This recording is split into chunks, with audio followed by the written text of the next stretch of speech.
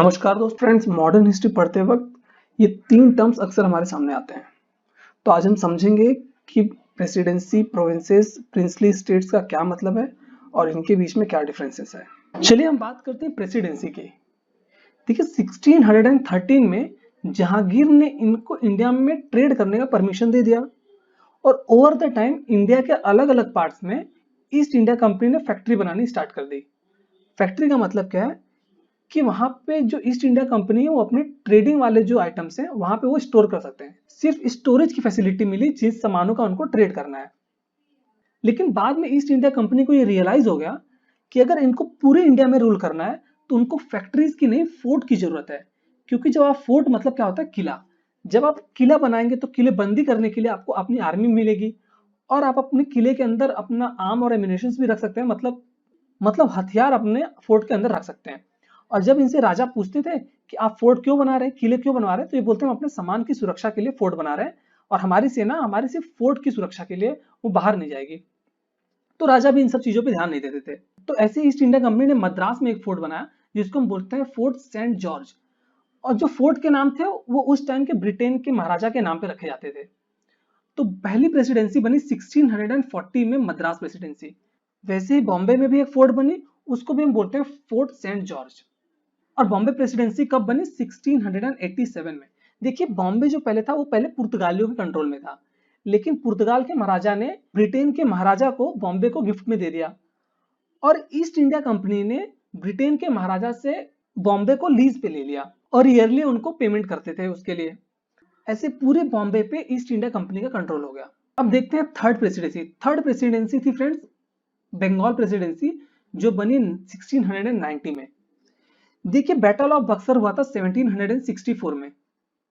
Battle of Buxar के बाद बंगाल, अवध और उड़ीसा के रीजन पे पूरा ईस्ट इंडिया कंपनी का कंट्रोल हो गया। पूरा मतलब वहां पे पॉलिटिकल, दीवानी राइट, दोनों राइट्स इनके पास आ गए। इससे बंगाल प्रेसिडेंसी बहुत पावरफुल हो गई। देखिए इन सारी प्रेसिडेंसी में सबसे ज्यादा पावरफुल प्रेसिडेंसी जो थी वो थी बंगाल प्रेसिडेंसी। क्यों? क्योंकि बंगाल प्रेसिडेंसी में गवर्नर जनरल का ऑफिस था और ब्रिटिश इंडिया का कैपिटल था वो कैलकाटा था। देखिए मद्रास और बॉम्बे प्रेसिडेंसी के जो हेड थे वहां पे उनके हेड गवर्नर होते थे, लेकिन जो बंगाल प्रेसिडेंसी के हेड होते थे वो होते थे गवर्नर जनरल ऑफ इंडिया, या जिसे बाद में वाइसरॉय भी कहा जाने लगा। जो बंगाल प्रेसिडेंसी थी उसके अंदर सबसे ज्यादा एरिया कंट्रोल में थे। अगर एरिया की बात करें तो आज का यूपी, आज का बिहार, आज का सिंध, आज का पंजाब और पूरा आज का बांग्लादेश से लेके मलेशिया तक के रीजन जो थे वो बंगाल प्रेसिडेंसी के कंट्रोल में थे। तो इसलिए अगर हम पूरे ब्रिटिश इंडिया को ध्यान से देखें तो पूरी ब्रिटिश इंडिया तीन पार्ट में डिवाइड होती है। एक है पहली मद्रास प्रेसिडेंसी जो सबसे पहले बनी थी, उसके बाद है बॉम्बे प्रेसिडेंसी और है बंगाल प्रेसिडेंसी। देखिए प्रेसिडेंसी बनने के बाद इनके काम भी डिवाइड हो गए। जो मद्रास प्रेसिडेंसी थी वो कार्नेटिक वॉर कर रही थी, मतलब जो टीपू सुल्तान का एरिया था वो उस पर फोकस कर रही थी। बॉम्बे प्रेसिडेंसी किस पे फोकस कर रही थी? बॉम्बे प्रेसिडेंसी मराठाओं पे फोकस थी। बॉम्बे प्रेसिडेंसी जो सिंध बलूचिस्तान वाला एरिया था उस पर फोकस थी। और जो बंगाल वाली प्रेसिडेंसी थी वो पूरे नॉर्थ साइड को फोकस में रख रही थी। आई होप आप प्रेसिडेंसी समझ गए होंगे। प्रेसिडेंसी देखिए वो लाइन है जिससे पूरे ब्रिटिश इंडिया को तीन पार्ट में डिवाइड किया गया, मद्रास, बॉम्बे और बंगाल प्रेसिडेंसी। तो चलिए फ्रेंड्स, अब प्रेसिडेंसी के बाद प्रोविंसेस और प्रिंसली स्टेट्स को समझते हैं कि ये क्या है। तो इनको समझाने के लिए मैं मैप से समझाता हूँ इनको आपको। देखिए रेड कलर के अंदर जो पिंक शेड्स हैं ये सारे बॉम्बे प्रेसिडेंसी के अंदर आते हैं, और इस ब्लू लाइन के अंदर जितने भी पिंक कलर के बाउंड्रीज हैं ये सब आते थे बंगाल प्रेसिडेंसी के अंदर, और ग्रीन कलर का एरिया जो है वो आता है मद्रास प्रेसिडेंसी के अंदर।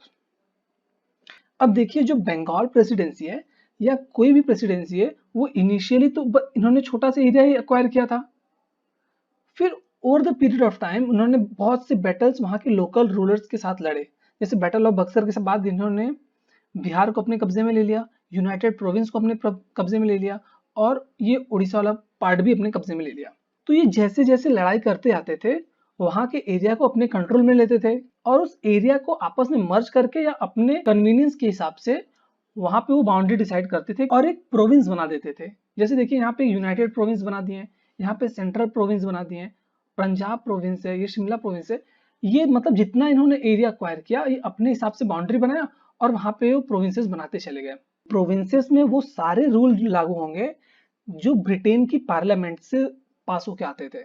अब देखिए बंगाल प्रेसिडेंसी के अंदर इतने सारे प्रोविंसेस आ गए हैं, और इन प्रोविंसेस पे डायरेक्टली ब्रिटेन ही रूल करेंगे। मतलब ये एरिया जीतने के बाद, जैसे मान लीजिए ये यूनाइटेड प्रोविंस की बात करता हूँ, यूनाइटेड प्रोविंस इन्होंने जीता और उसके बाद यहाँ का गवर्नर जनरल यहाँ के लिए गवर्नर अपॉइंट करेगा और ये गवर्नर पूरा एडमिनिस्ट्रेशन का काम देखेगा यहाँ पे।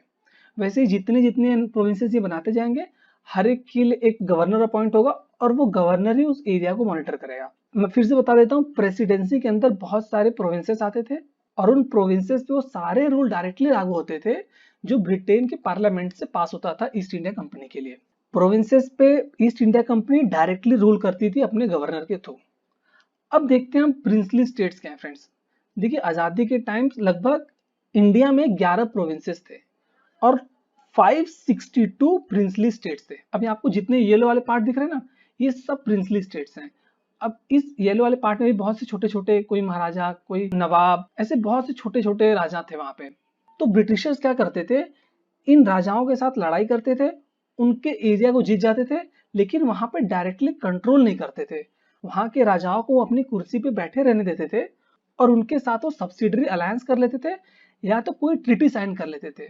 और अब वो ट्रीटी साइन करने के बाद ये जो प्रिंसली स्टेट्स के रूलर होते थे, वहां के गवर्नर या गवर्नर जनरल को हर महीने कुछ पेमेंट करते थे और वो ये एक्सेप्ट करते थे कि हम ईस्ट इंडिया कंपनी के अंडर काम कर रहे हैं। आई होप आप समझ रहे होंगे। प्रोविंसेस पे तो east India company directly rule करती थी वहां के राजाओं को हटा के, लेकिन प्रिंसली स्टेट पे वो डायरेक्ट रूल नहीं करते थे।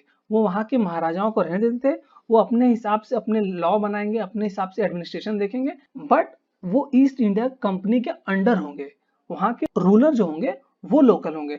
लेकिन अगर ईस्ट इंडिया कंपनी को प्रिंसली स्टेट के किसी कानून से प्रॉब्लम होगा तो उस कानून को रिजेक्ट भी कर सकते थे। मतलब यहाँ पे इनडायरेक्ट रूलिंग करते थे, उनको एडमिनिस्ट्रेशन में कोई इंटरेस्ट नहीं था।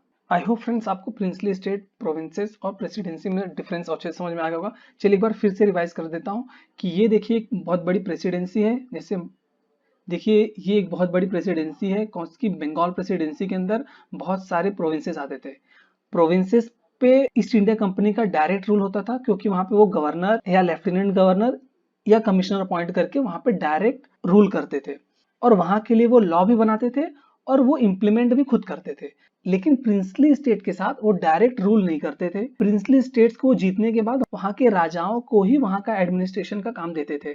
उसके बदले वो वहां के राजाओं से हर महीने कुछ पैसे लेते थे और उनके साथ बहुत सी ट्रीटी साइन करके उनके कुछ एरिया को अपने हिसाब से ले सकते थे। वहां के टैक्स में रिबेट लेते थे और एक इनडायरेक्ट रूलिंग करते थे। आई होप फ्रेंड्स आपको प्रेसिडेंसी, प्रोविंसेस और प्रिंसली स्टेट के बीच का डिफरेंस समझ में आएगा। अगर आपको अभी भी कोई डाउट है तो प्लीज कमेंट सेक्शन में आप कमेंट करें। And thank you for watching this video. Channel को लाइक, शेयर और सब्सक्राइब जरूर करें। Thank you.